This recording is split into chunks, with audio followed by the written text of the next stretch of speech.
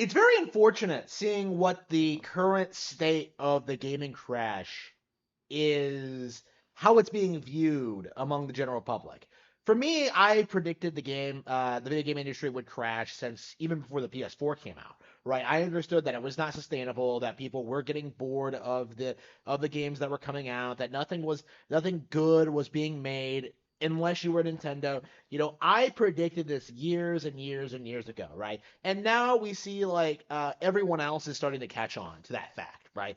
PlayStation, Xbox, and PC are not viable. And unfortunately, what seems to be happening in the wider gamer sphere is that it is being blamed on DEI. It's being blamed on wokeness. It's being blamed on this weird delusional conspiracy theory that like SJWs are ruining your games. But the reality is different, right? Because this issue came before wokeness, right? It has nothing to do with the decline of Western culture or uh, politics or political situations, right? The reality is that PlayStation and Xbox were never good, that they always had toxic business practices, that they were always like subsidized by their other businesses, right? That they were throwing money around left, right, and center, and they never actually cultivated a worthwhile brand, right? They always just assumed they would just acquire whatever became popular, right? Just look at how Sony acted in regards to GTA, right? Final Fantasy, right? They always just assumed that those iconic brands would stay popular and keep their hardware relevant. That is no longer true, right? All of these brands have fallen off. They're complete nothing burgers. People would rather go back and actually play good games than like bother getting excited over like Space Warrior 2, 40K, like whatever it is. Like people don't care about Power World, right? People don't care about Tekken 8, right? They would rather just play better fighting games on the far superior Nintendo consoles, right? And I do think this is the issue that Sony didn't account for, right? The idea that gamers would outgrow this notion that they had to play the more mature video game console. Because I remember that was the cope growing up, is that like, why would you want to play Mario? That's for kids. Why would you want to play Zelda? That's for kids. Pokemon is for children, little babies, right? Why don't you play a real game like Halo, like Grand Theft Auto, like Call of Duty, right? Why don't you play those games? Because they aren't as good, right? The reality is there is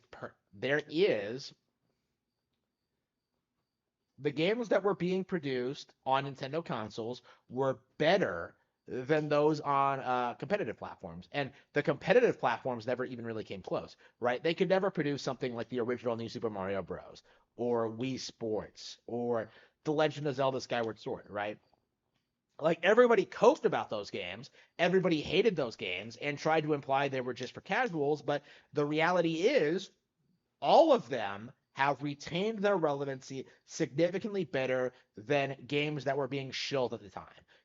Games like Lair or Dead Space or the original BioShock, right? Or Portal, right? Mass Effect, right? All of these IPs are dead or irrelevant in 2024, while Mario, Zelda, and the Nintendo sports line is still going strong. In fact, this has been one of the things that has baffled like the gamer audience, right? Is that Nintendo Switch Sports is popular, right? People have seriously wrote off Wii Sports' success as being due to it being a pack-in title, completely unaware that was only a thing in North America, and that it's had several successful sequels.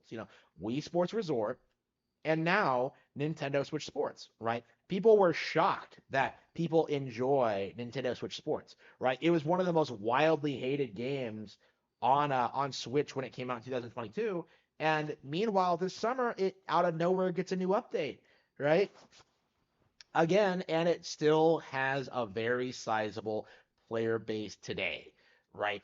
Nintendo Switch Sports was awesome in spite of what the gamers tried to say about it. So what does that mean? What does that mean? It means that the narrative put forward by game journals in regards to like Nintendo and its brands and how they're viewed and how much people like them, it is completely out of touch with reality, right? We're supposed to believe that games like Okami, Beyond Good and Evil, Undertale are somehow more relevant than Nintendo titles that sell like tens of millions more than that, right? Okami versus Zelda is a really interesting phenomenon because the narrative online is that like, oh, Okami's way superior. Just look at those colors. Just look at that Japanese culture, the artistry. But Twilight Princess is a much better game with better dungeon designs, better items, better combat, better exploration mechanics.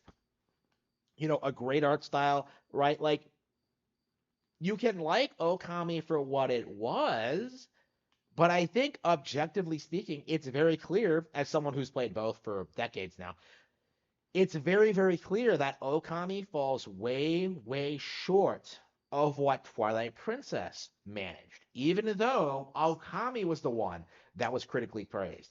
Okami was the one that was worshipped. Okami was the one that was hyped up as being one of the greatest games ever made. When in reality, it didn't even really deserve it. And there are, of course, like dozens and dozens of other examples of that, right? Recently this year, we've had this situation where Princess Peach Showtime came out, right? So instead of acknowledging that, like, oh yeah, this is Nintendo showcasing like everything Princess Peach could do, right? This is them giving her like a lot of different roles she can play. This is her demonstrating like all the stuff she can do, and she becomes like a better female protagonist than all the other female protagonists that have been shoved down our throats over the past several years, right? She is better than Lara Croft. She is better than Jade. She is better than like those Mortal Kombat chicks and that bitch from Eternal, right? She is better than Juliet Starling, right? Peach has real personality. She has charm, right? She can do all these things, and like people actually like her. Like this is the thing. I've been noticing when it comes to characters like Laura Croft is that people don't actually like her. They like the idea of her, which is completely different from the reality. In a lot of ways, like Princess Peach being present in so many Mario games, being like, in every Mario Party game, every Mario Sports game, right, in a bunch of spin-offs, having like memorable roles in the RPGs, being playable in Super Mario Bros. 2. Like Princess Peach is easily a far bigger female video game icon than Lara Croft. But because this is the gaming community, we can't admit that. We have to do this thing where we have to pretend that Tomb Raider was somehow innovative. It was somehow some big, massive deal that it actually meant something to people aside from being like coon bait, right? When Nintendo was just leaps and bounds ahead of them before a sequel to Tomb Raider could even be produced, right? Again, the difference in quality between Mario 64 and the original Tomb Raider cannot be understated, right? Nintendo stomped them. And what's more, Tomb Raider isn't relevant now. So, again, we're going to see this with brands that a lot of people think are iconic, right? Grand Theft Auto and Call of Duty are eventually going to fall by the wayside. The instant that something comes along that does what they do better, like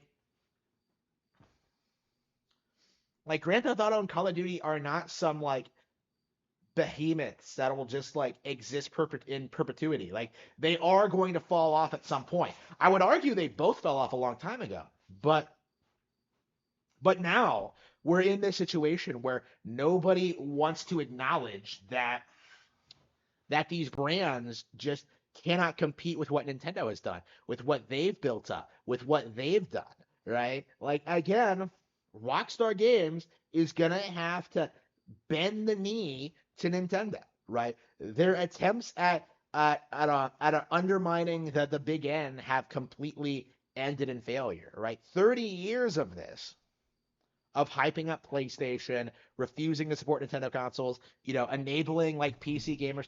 This is the end result, is that you've essentially created an ecosystem where no, your core audience doesn't like or care about games.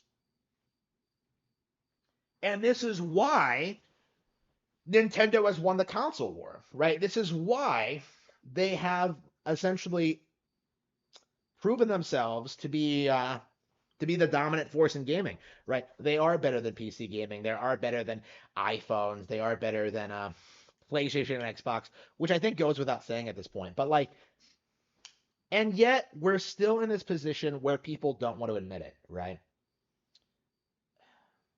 PlayStation and Xbox fell off because they could not make good, compelling video games.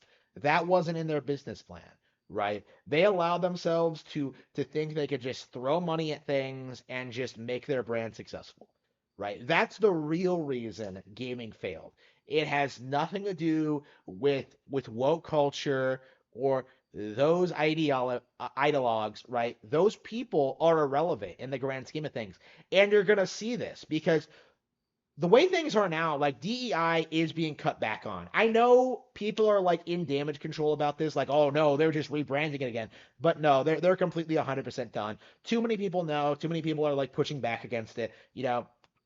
Like the DEI experiment has completely and utterly failed, essentially. And they won't be bringing it back, right? So DEI has failed, and yet we're still not going to get good video games, right?